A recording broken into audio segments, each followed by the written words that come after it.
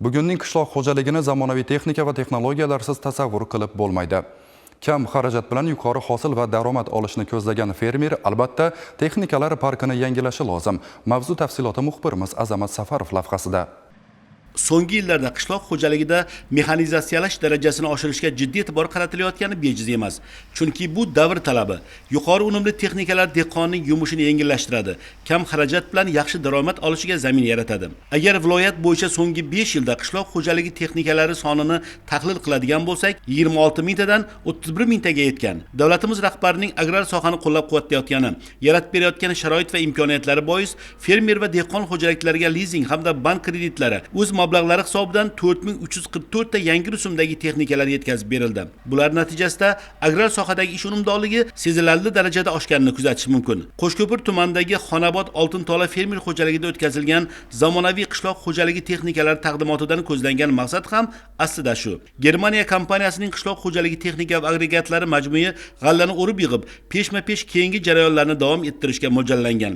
Bu esa g'alladan bo'shagan maydonga shu kunning o'zida takroriy ekin ekish imkonini beradi.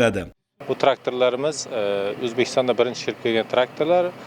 Amazon agregatlari bo'lsa, O'zbekiston bozoriga 2 yildan beri sinovdan o'tgan, ayniqsa Xorazm dalalarida o'zini juda yaxshi tomondan ko'rsatgan. Bugungi tadbirimizda O'zbekiston sharoitida birinchi bor innovativ yondosh asosida yangi texnologiyalar olib kirib, dehqonlarning og'irini yengil qiladigan, ya'ni 3 ta 4 ta ishlov berish o'rniga bittada, ikkitada ishlov berishda yer tayyor qiladigan. Undan tashqari o'g'it sochadigan, gerbitsid sepadigan texnikalar izobat tizimi orqali aniq dehqonchilik, ya'ni avtopilot yordamida traktor va aqlli agregatlar kombinatsiyasini birgalikda ishlatib, ertaga shu yerdagi hosilni yaxshi mexanizatsiyalash hisobiga oshirish yo'llari hamda u rentabilligini, hisob-kitobini aniq yuritish uchun juda ham asqatadigan texnikalar hisoblanadi.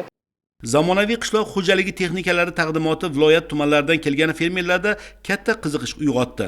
Chunki oldinlari g'alladan bo'shagan maydonni somondan tozalash, shudgorlab uni tekislash uchun texnikalar 5-6 marotaba dalaga tushar va har bir jarayonda qanchadan qancha yoqilg'i sarf bo'lar edi. Ba'zida og'ir qo'l mehnatiga ham ehtiyoj tug'ilardi. Bunda esa barchasi mexanizatsiyalashgan, hatto maxsus agregat somonni preslash jarayonida qadoqlab ketadi.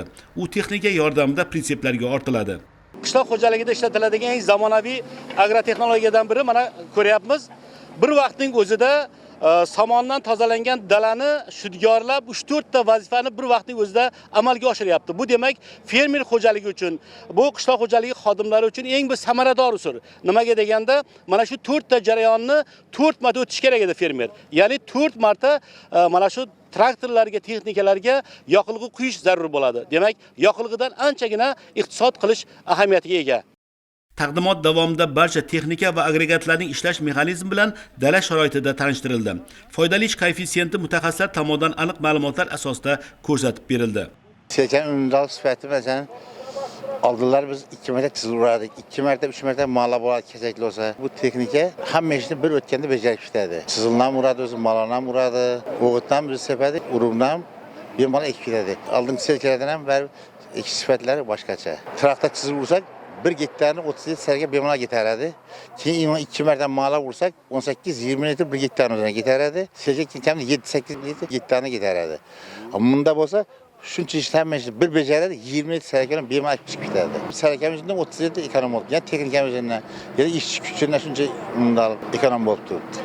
Nemis texnologiyasiga asoslangan don yanchish kombaynining ish unumdorligi ancha yuqori. 6 metrlik o'rish moslamali kombayn 7 tonna don sig'imiga ega.